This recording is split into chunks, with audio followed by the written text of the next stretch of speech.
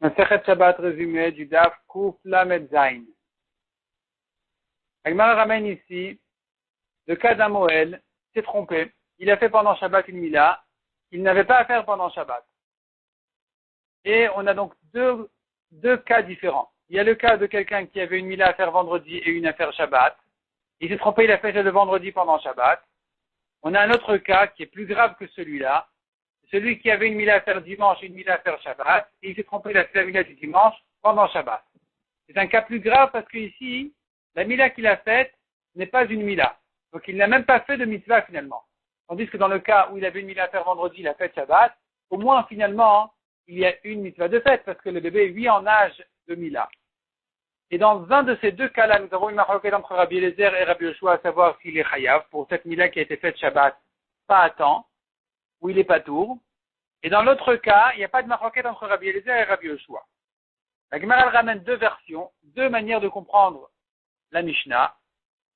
Donc deux versions de la Mishnah, à savoir dans quel cas se situe la marloquette, dans quel cas il n'y a pas de marloquette. Est-ce que la marloquette, elle est dans le cas de la Mila qui devait être faite vendredi, qui a été faite Shabbat, mais celle qui devait être faite dimanche, qui a été faite Shabbat, selon tout le monde, il est chayav, parce que finalement, au résultat, il n'y a pas de mitzvah de fête. Ou bien, on dira que non.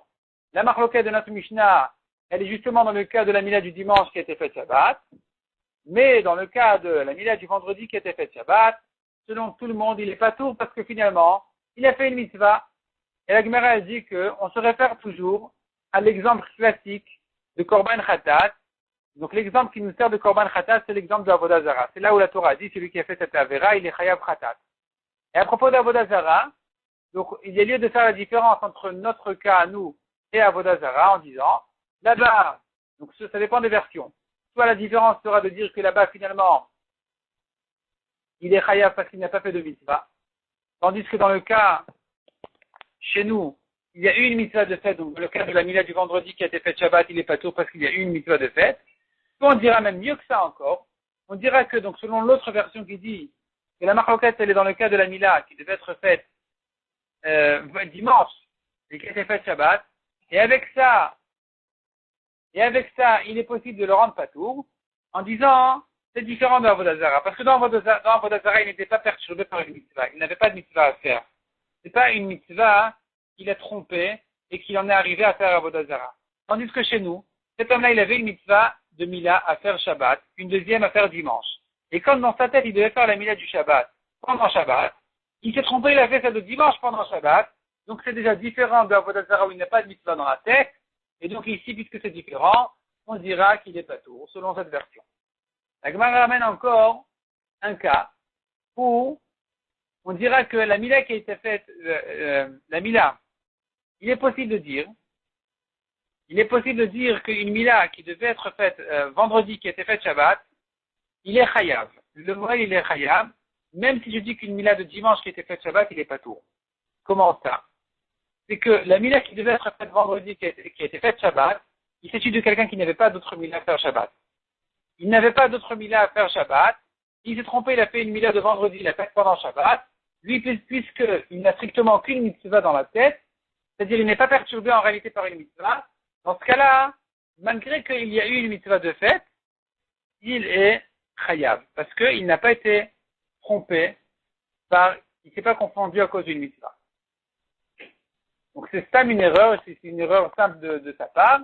Il n'avait strictement aucune mila à faire, il a fait, même s'il y a d'autres milas à faire en général, et puisque devant lui, cet homme-là n'avait pas d'autres milas à faire de Shabbat, son erreur ne justifie pas de le rendre patour de Korban.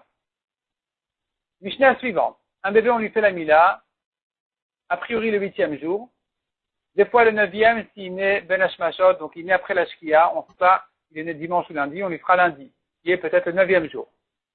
Des fois le 10e jour, s'il est né ben hashmashot, de vendredi à Shabbat, donc son 8e jour, c'est peut-être vendredi, le 9e, c'est Shabbat, mais on lui fera la mila que dimanche, parce que peut-être que cette mila est repoussée, et que Shabbat est donc le 9e jour, et donc on ne peut pas lui faire la mila Shabbat, elle sera faite donc dimanche, le 10e jour. Si dimanche c'est un Yom Tov, on la repousse à lundi, le 11e. Si lundi c'est encore un Yom Tov de Rosh Hashanah, la mila est repoussée à mardi, qui est donc le 12e jour.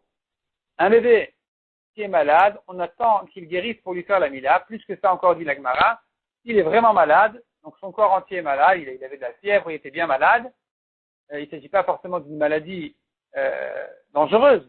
À partir du moment où son corps était malade complètement, et que c'est pas qu'une douleur d'un endroit spécial, eh bien, il faudra attendre encore 7 jours, heure pour heure, depuis le moment où il a guéri. Donc s'il a guéri, disons, lundi à midi, on lui fera la mila que lundi d'après, après midi, et pas avant.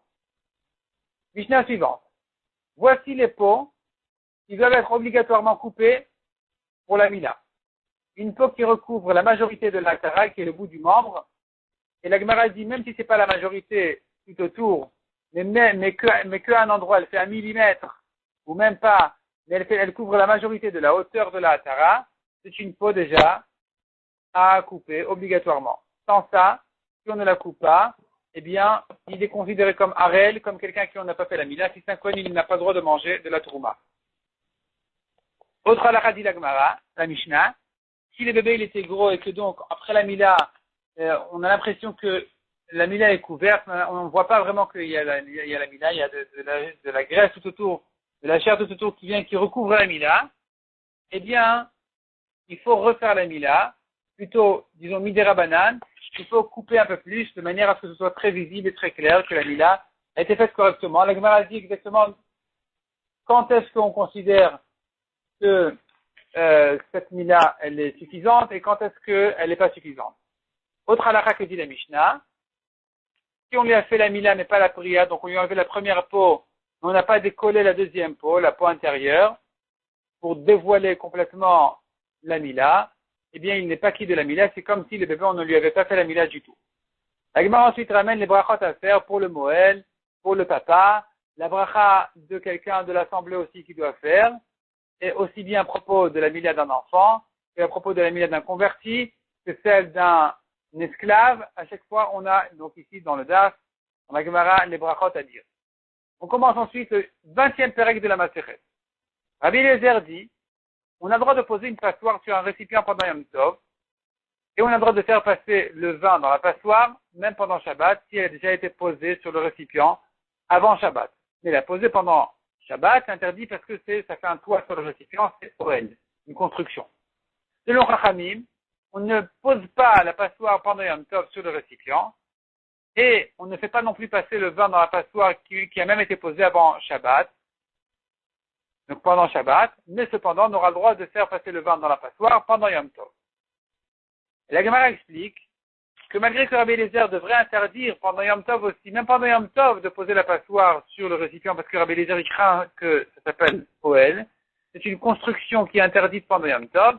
Ici, cependant, Rabbi Eliezer va permettre pour une autre raison, parce qu'il pense comme Rabbi Yehuda qui permet les marchirés au Chenefesh. Donc pour Yom Tov, selon Rabbi Yehuda, il est permis non seulement la cuisson, la préparation du repas, mais même la préparation de la préparation, même plus loin que ça. Donc comme ici de poser la passoire, ce qui n'est pas vraiment la préparation directement de l'aliment. Je prépare la préparation de l'aliment. Selon Rabbi Yehuda, c'est permis, à condition qu'il ne pouvait pas le faire avant Yom Tov. Rabbi Eliezer, il vient, il permet même une chose comme ici, comme la passoire qui aurait pu être faite avant Yom Tov. Ça aussi, selon Rabbi Eliezer, c'est permis pendant Yom Tov.